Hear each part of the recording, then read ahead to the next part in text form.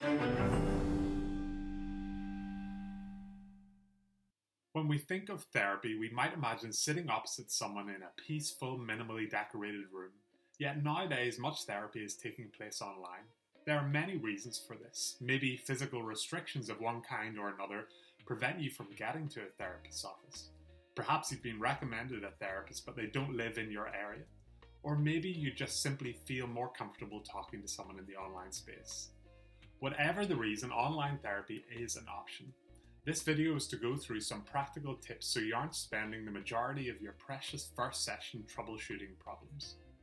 Firstly, research the platform you're going to be using. When you make an appointment, ask your therapist for a simple how-to guide on the platform they use.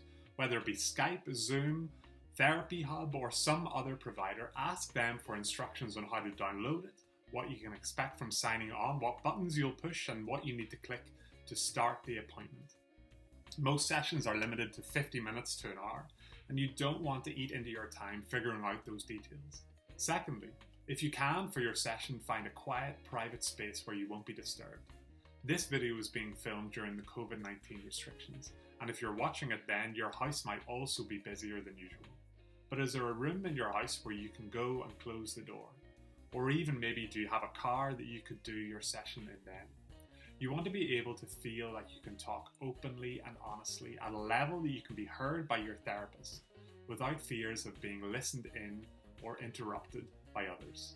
Ideally, also use a set of headphones for added privacy and sound quality. Thirdly, try and ensure that you have a solid connection to the internet, whether that be over Wi-Fi or a strong phone signal. The last thing that you want is for your conversation to be interrupted by pauses in the video or slurred sentences. Number 4. For the practicalities of setting yourself up, try and ensure you're in a space that's well lit. You want your therapist to be able to see you clearly, which they might not be able to do in a dark room. If you can, set your device on a solid surface so the image will remain still.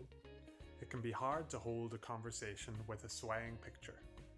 And if you're not having to hold the device, it will mean that you can give all your concentration to the conversation. Try and ensure that your head and upper body is clearly seen in the picture. Not zoom too far in or too far out. Finally, have patience for yourself and for your therapist. Even with the best of planning and troubleshooting, calls do get dropped and internet can lag. If you do lose connection, don't panic and try and re-establish the call. If it proves difficult, your therapist should contact you on a different medium to make a plan B. Hopefully some of these tools help you on your way to good, clear and helpful conversations in your online therapy.